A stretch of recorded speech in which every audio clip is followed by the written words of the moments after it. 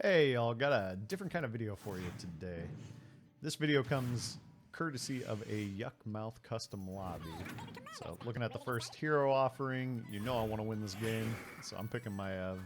And this is also prior to the patch, so Elise had not yet been buffed. So turn one, go up against Yuk, but all I was doing was taking free rolls and freezing things up, so lose that fight, no big deal. So turn two here, I like finding a Elemental on this turn. Didn't really like my freeze options in the first pack, opted to go ahead and use my free roll. Didn't really like what came up in the second pack, so I figured, alright, I'll just take another free roll for later. This right here is pretty sweet. Finding the Swabby means I can play Swabby, sell the token, get an extra gold, so I can effectively buy level freeze, squeeze everything in, have plenty of economy to do that. So now we're looking pretty alright. The Fiendish ain't half bad for the early game. Not finding any triple potential yet. That's kind of something I need to get on. But Tavern 2, finding a cup, finding a spawn. Not really great freeze targets there, but at least the Overseer will hit the Fiendish later.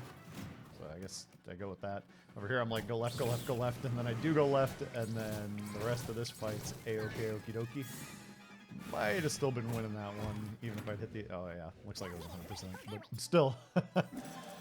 Good fight RNG there, but again, I get this pack. It's not great. I take my roll. It's not great. Not really on any pairs. Nothing really doing here. Now, Omu on turn 5 has a Goldrin. It's a little early for that. So, Omu takes me down a peg, but luckily Goldrin at least pops. Otherwise, that would have been a lot more damage. So we get in here, take the buff, take the level.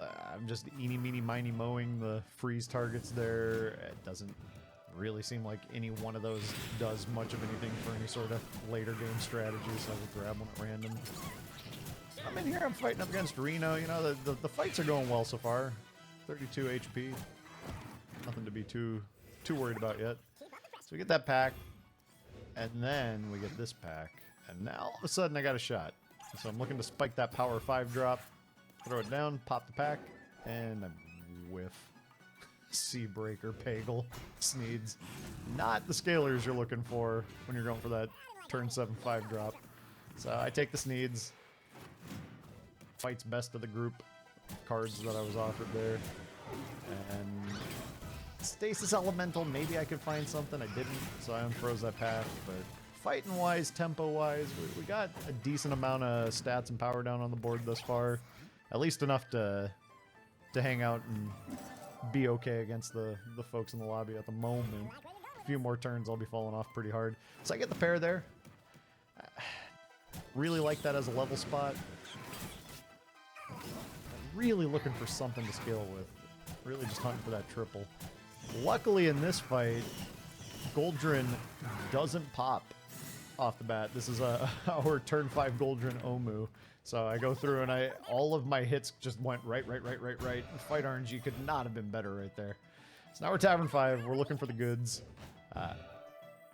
Still not really seeing them. Module's nice because I got a Sneeds. Sneeds triple is one that I like, so I'll take that pair. Rolling, not finding, just rolling.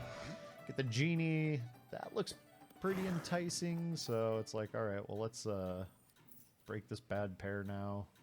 I'm thinking I might want to taunt the untaunted Sneeds, the non-moduled Sneeds, but I opt to just go ahead and put an extra stat on the one with the shield and then get a taunt up on the Fiendish. So we got Genie, but we still don't really have a game plan or a comp yet. We're still just kind of hoping Genie will hunt us through and help us find things. Up against Yuk, looking pretty strong. I'm just going, go left. Oh, and I missed the 50-50 on the very last hit. Could have actually tied there. Slightly unfavored at that stage against that build. But then this pack shows up. We got Nomi, we got 2 elementals. Now we're in business. So I'm going to go ahead and take that. I'm going to start playing some elementals through, start getting some buffs down on the board. Genie shows up. That's phenomenal. Decide, yeah, I'm going to go ahead and take that, but throw the extra buff on the Crackling Cyclone because Cyclone's really good. Now, I don't love getting out of the Sneeds. Not for a 6-7 taunt. Not really. But, you know, we gotta still be playing these elementals through. Looking at this pack, not a lot I can do with it. Figure, alright, Strong Shell's a few stats. That's probably pretty good. Put that down. Reorganize a few things. Freeze up a battle cry. Maybe I'll have the Sneeds by the time the Leaper comes back to me. It's looking like probably not, because I'm on Ellie's, but there was nothing better really than freezing. So now we're getting up into turn 10, starting to round the corner into the later game, and that Sneed's taking out Deflecto there was just a primo target, and then Eliza pops out the Sneeds, and that is a knockout on the Barov. So then Nomi number 2 appears, and I'm like, well, that's gonna be a good stat accelerator right there. So I play my Elemental through, play the Party Elemental through, take a couple of buffs on that Elemental. Decide I'm gonna save the water droplets, maybe make a triple, roll a bunch, no elementals, and then Elemental number 3. So thinking about how I want to handle this, I decide I think it's time to get out of the second Nomi. We've got a number of stat buffs that have come through on the first Nomi. Fine with that. So I'm looking at this board going, alright, well, we got 3 different tribes. 6-drop was a miss. Got some buffed elementals. We're starting to get somewhere. Eliza's fine. Yeah, Eliza actually survives the first hit, which is kind of cool. Didn't necessarily expect that.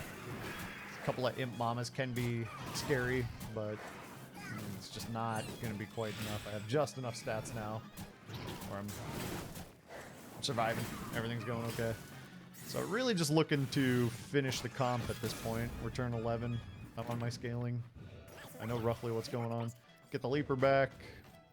That's, you know, whatever. So now I'm just going to play through a bunch of elementals. Do as much of this as I possibly can. I'm looking kind of, you know, how big can I get? When do I get out of Nomi? Stuff showing up. Didn't think it was quite time to go to Tavern 6 yet. Stasis is now getting up to 25, so we're starting to get decent stats here. Finding like a wildfire that's barely buffed.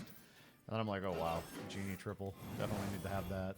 I take that. You notice I almost missed it. I had trouble grabbing it at the very tail end there, but Little Rag is a nice hit. Didn't have time to freeze up at the end of the turn because I took a little too long decision making. Meanwhile, Reno's got this Crackling Cyclone that is just large and in charge. Takes out most of my board. I got enough going on the rest of the board that didn't get absolutely annihilated by Omega Wind Fury.